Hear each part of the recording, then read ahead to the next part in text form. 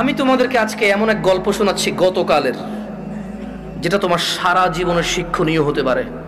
আর আজকের দিনে আমি বিলিভ করি, যদি আমি এরপর আর একটা বক্তব্য না দিই, একটা হাদিস, একটা আয়াত না বলে, যদি ওয়াখির দাওয়ানা আলহামদুলিল্লাহি রাব্বিল আলামিন বলে চলে যাই, আমার এখানে আসা সার্থক। যদি তোমরা বুঝতে পারো আমার কথা, তোমরা মনোযোগ দিয়ে শোনো।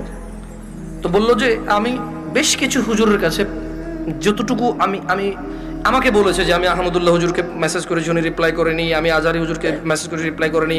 আমি আব্দুর রাজাক বিন ইউসুফ হুজুরকে মেসেজ করেছি, উনি রিপ্লাই করেনি। আমি কুয়াকাটা হুজুরকে মেসেজ করেছি, রিপ্লাই করেনি। আপনি জামশেদ মজুমদারের ফেসবুকে মেসেজ করেছি, রিপ্লাই করেননি। এর মধ্যে কেউ রিপ্লাই দেয়নি। আপনি আমাকে ওয়ালাইকুম আসসালাম রিপ্লাই দিয়েছেন হোয়াটসঅ্যাপে মেসেজ দেওয়াতে। আমাকে একজন হুজুর বলল আমি আমার স্বামীর সাথে থাকতে পারবো একটা হারাম কাজের মাধ্যমে। কি কাজের মাধ্যমে? হারাম কাজের মাধ্যমে। আমি চিন্তা করলাম, হুজুর যদি বলে হারাম কাজের মাধ্যমে থাকতে পারে, তাহলে হুজুর নিজে তো এটাকে হারাম বলছে, জিনিসটা কি? তখন আমি বোনকে আর সাহস করে কিছু না বলে আমি শেখ মুস্তাফিজুর রহমান বিন আব্দুল আজিজ আল মাদানী হাফিজাহুল্লাহ, উনি সৌদি আরবে হাফারুল বাতান ইসলামিক সেন্টারে ছিল, খুব আদর করে আমাকে। আমি বললাম যে আমি একজন বড় আলেমের নাম্বার দিচ্ছি, আপনি ওনাকে কল দিয়ে আপনার মাসলাটা জেনে নেন। আমাকে আপনার পুরো কথা খুলে বলার দরকার নাই, আপনি ওনার সাথে ডিসকাস করেন। ঠিক 2 ঘন্টা বা 3 ঘন্টা পর উনি আমাকে মেসেজ দিল যে হুজুর আমি একটু আপনার সাথে কথা বলতে চাই। আমি বললাম যে আমি আপনার সাথে কথা বলবো না, আমি আপনাকে যার নাম্বার দিয়েছি, যদি ওনার কথায় আপনার কিছু বুঝে না আসে, তাহলে আমার কথা আপনার বুঝে আসবে না। বলে যে না হুজুর, ওনার সাথে আমার স্বামী কথা বলেছে, তবে আমার স্বামী একটা বিষয় গোপন করে কথা বলেছে। গোপন করে কথা বলার পরেও হুজুর বলেছে যে তালাক হয়ে গেছে, কিন্তু এখন আমার স্বামী হাফেজে কোরআন, আলেম পাস, আমার স্বামী বলছে তালাক হয় নাই।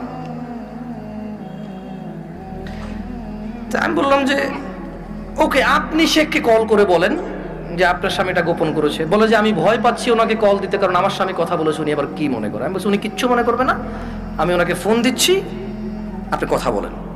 ভদ্রমহিলা কথা বলবে না। তখন জোহরের টাইমের সময় হয়েছে, আমি ফোন দিলাম। এবার মানে আমার একটু মেজাজ খারাপ হয়েছে। কি খারাপ হয়েছে? মেজাজ খারাপ হয়েছে। ওই ভদ্রমহিলা আমাকে বারবার বলতে চেষ্টা করতেছে যে আমার একটা বাচ্চা আছে, যদি এখন আমরা স্বামী স্ত্রী আলাদা হয়ে যাই, আমার বাচ্চাটার কি হবে? কনসার্ন কোথায়? বাচ্চা। আমি কল করলাম, কল করে বললাম আপনি তালাক হইছেন বা হন নাই, আমি কি এরকম কিছু বলছি? বলে যান না। আমি বললাম ধরে নেন আপনার স্বামী আপনাকে তালাক না দিয়ে যদি গলা একটা কোপ দিত, আপনার গলাটা কাটতো কিনা? বলে যে কাটতো। আমি বললাম তালাক দিল, তালাক হবে। এবারে হুঁশে দিছে না বেহুঁশে দিছে, রাগ করে দিছে না আদর করে দিছে, মজা করে দিছে নাকি দুষ্টামি করে দিছে, এইটা ম্যাটার না। আপনার স্বামী যদি আপনাকে 5 তলা বিল্ডিং থেকে রাগ করে অথবা রাগ না করে হাসি মুখে অথবা দুষ্টামি করে যদি আপনাকে ধাক্কা দিত, আপনি কি পড়তেন 5 তলা থেকে? বলে যে পড়তাম। তাহলে আপনার কেন মনে হচ্ছে না যে আপনার স্বামী আপনাকে রাগের মাথায় তালাক দিলে হবে না? রাগের মাথায় ধাক্কা দিলে যদি 5 তলা থেকে পড়ে আপনার হাত পা ভেঙে যায়, মরার সুযোগ থাকে, মরে যেতে পারেন আপনি, এরকম সম্ভাবনা থাকে, তাহলে কেন আপনার স্বামী আপনাকে তালাক দিলে তালাক হবে না? মানতে অসুবিধা কোথায়? যে আল্লাহ আপনার এই স্বামীকে কবুল বলার পরে ওর সাথে থাকা বৈধ করেছে, সে আল্লাহই তো 3 তালাক পরিপূর্ণ হয়ে গেলে থাকাটা অবৈধ করেছে। যিনি আপনাকে এর সঙ্গ দেওয়ার জন্য বৈধ করেছে, আপনি মেনেছেন সেটা।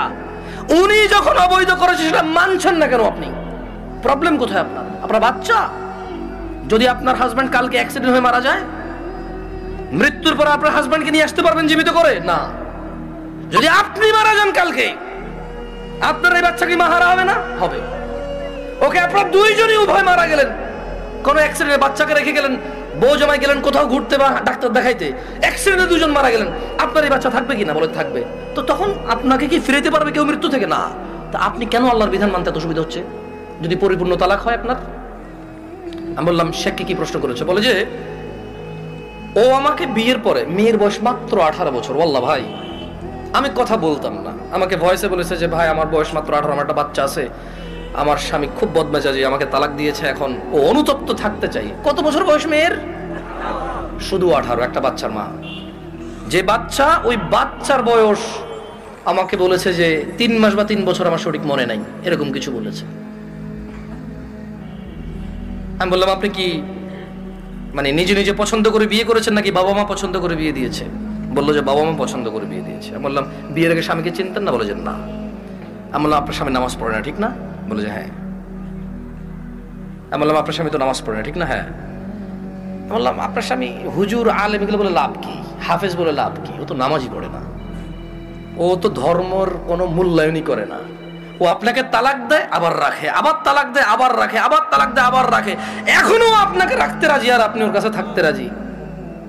তো বললো যে প্রথমে একদিন তালাক দিল, তালাক দেওয়ার পর ওনার স্বামী বিলিভ করে একসাথে 3 তালাক দিলে তালাক হয়ে যায়। ওনার স্বামীর এটা দেখেন, আমি আবার বলি, এটা আমি বলছি না, উনি বলছে যে ওনার স্বামী হাফেজ এবং আলেম পাশ মেবি, বা হাফেজ এটা কনফার্ম আমি।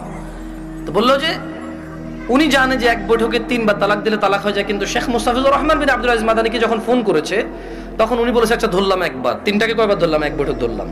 বলে যে আপনাকে আদ দিছে? বলে যে হ্যাঁ আরেকবার দিছে। বলে যে ওটাকে আবার ধরলাম। বলে যে আদ দিছে? বলে যে সে গোপন করছে, কিন্তু সে একদিন আমাকে বলছে তোমাকে আমি তালাক দিলাম, তুমি যাচ্ছ না কেন? এই কথাটুকু শেখের কাছে সে গোপন করেছে। কি করেছে? শেখ নাকি তখন প্রশ্ন করেছে আপনি যদি হানাফি মাসলাকের হন, জীবন যদি হানাফি বিধান অনুযায়ী চলেন, আর আপনার স্বামী নিজে যেহেতু হাফেজ বা আলেম, ও তো এটা জানে যে এক বৈঠকে 3 বার দিলে হয়ে যাচ্ছে। আর কোরআন সুন্নাহ অনুযায়ী যদি আপনি শাফি মালিকের দিকে আসেন, সেই ক্ষেত্রে ওনারা এক বৈঠকে যতবারই দেয় কয়বার ধরে? একবার। তো বলো যে অনেক সময় আমরা ফতোয়া দেই যে ঠিক আছে, মানে আপনি হানাফি কোনো বড় বিজ্ঞ আলেম থেকে মাদ্রাসা থেকে ফতোয়া নিয়ে ওনারা লিখিত ফতোয়া দেয় কি সেটা আপনি জেনে নেন। মানে তালাক নিয়ে তেমন কেউ ভেজাল করতে চায় না, কারণ মারামারি কাটাকাটি হয়ে যাবে, বোঝেন নাই, মিছিল মিটিং হয়ে যাবে। এক গ্রুপ বলবে তালাক হয়ে গেছে, আরেক বলবো হয় নাই, বলবে যে জানা করতেছে ও হুজুরের কথায়। ভাই এটা বিশাল বড় একটা প্রবলেম, বুঝছেন না? বোঝেন নাই, সত্যি আমার পক্ষে সলভ করা সম্ভব না। তখন আমি ওই বোনকে বললাম যদি আপনার তালাক হয়ে যায় চলে যান, ইদ্যত পালন করে কোথাও বিয়ে বসে যাইয়েন, আর পরবর্তী স্বামীর যত্ন নিয়েন। করে দিয়েছে। তো আমি মহিলাকে বললাম যে আপনার তালাক হয়েছে বা হয় নাই ফতো দেওয়ার আমার যোগ্যতা নাই। আপনি যদি মনে করেন আপনার স্বামী গোপন করেছে শেখের সাথে, তালাক একবার তালাক দিছে যেটা গোপন করেছে, আপনি ওনার সাথেই কথা বলেন। তো আমি আমার বোনদেরকে বলবো, বোন ও আচ্ছা, আমি ওই মেয়েটাকে এতটুকু বললাম যে যেই ছেলে আপনাকে 3 বার তালাক দিল, 3 বার, আপনার কাছে কেন মনে হয় ও 4র্থবার দিবে না?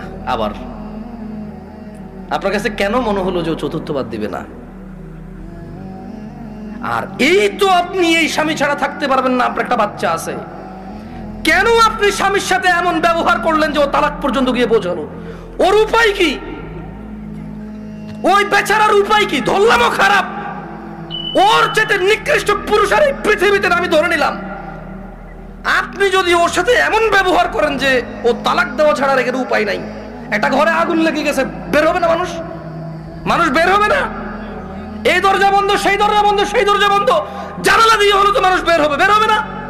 তা আপনি এমন এক সংসারের মধ্যে কেরেঙ্গাল লাগাই দিয়েছেন, কিচ্ছা কাহিনী লাগাই দিয়েছেন, এমন এক অশান্তি লাগাই দিয়েছেন, ও তালাক ছাড়া বেরোতে পারছে না এখান থেকে। এমন করলেন কেন? এই যে এখন কান্নাকাটি করতেছেন, এমন করলেন কেন? এই যে বলতেছেন আমি এখন ধৈর্য ধরবো, আমি আর মুখে মুখে বলবো না, আমি আর ওর অপছন্দ হয় ওর বাবা মায়ের সাথে খোটাখুটি করলে এখন আর করবো না, আমি আগে কেন ভাবেন নাই? আমি আমার বোনদেরকে বলবো তোমার স্বামী আছে, ওকে গুরুত্ব দাও।